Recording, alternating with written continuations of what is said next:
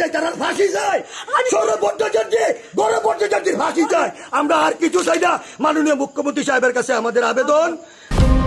দুষ্কৃতীদের হাতে আক্রান্ত ল্যাব অ্যাসিস্ট্যান্ট বিবেকানন্দ দাস। তার বাড়িতে আক্রমণ চালায় সৌরভ এবং গৌরব ভট্টাচার্য নামের দুই দুষ্কৃতিকারী। সবজির বাগানের বাউন্ডারি নিয়ে আক্রমণ ঘটেছে বলেই খবর। দুষ্কৃতিকারী বিবেকানন্দ দাস সহ ওনার স্ত্রী, ছেলে, এমনকি ওনার মেয়েকে বাথরুমে বন্ধ করে দেয় বলে অভিযোগ। ঘটনাস্থলে আগরতলা কলেজ টিলা ফাঁড়ির পুলিশ সহ পূর্ব থানার পুলিশ পৌঁছায়। ঘটনা আগরতলা কলেজ সংলগ্ন কোয়ার্টারে। কি বলছেন শুনবো। Bureau report, planet Tripura news. আমার মেয়ের এত করে ডাক দিছে, এই দুষ্কৃতি আবার করার অবস্থা। মোদীজির ভোটও ভাঙচুর করছে তারা। আমরা মোদীজির রাষ্ট্রবাদী সংগঠন করি, বিএমএস করি।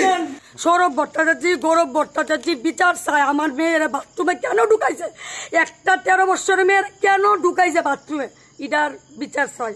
আর কিচ্ছু চাই না। ছেলে পিঠা খায় আজকে ফাঁসাইছিলাম, মেয়েটা তো দোষী। আমরা বিচার চাই, তারা ফাঁসি চায়। সৌরভ ভট্টাচার্য, গৌরব ভট্টাচার্যের ফাঁসি চায়। আমরা আর কিছু চাই না। মাননীয় মুখ্যমন্ত্রী সাহেবের কাছে আমাদের আবেদন। আমরা মাননীয় মুখ্যমন্ত্রী সাহেব আমাদের বিচার করুন। আমরা সৌরভ ভট্টাচার্য এবং গৌরব ভট্টাচার্যের বিচার প্রার্থী। আমরা সদলীয় কর্মী। তারা কতজন আইছে? তারা 150 থেকে 200 পোলাভাই আছে।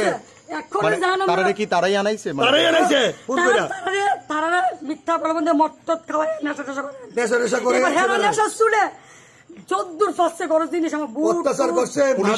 আপনাদের তো এখান থেকে নাকের ডগায় পুলিশের থানা, পুলিশ অনেক পরে আছে। আমরা তো ভাত খেতে গেছি স্যার, পুলিশ অনেক পরে আছে, প্রশাসন অনেক পরে আছে। যখন সবকিছু হয়ে গেছে গা, তারপরে প্রশাসন আইছে।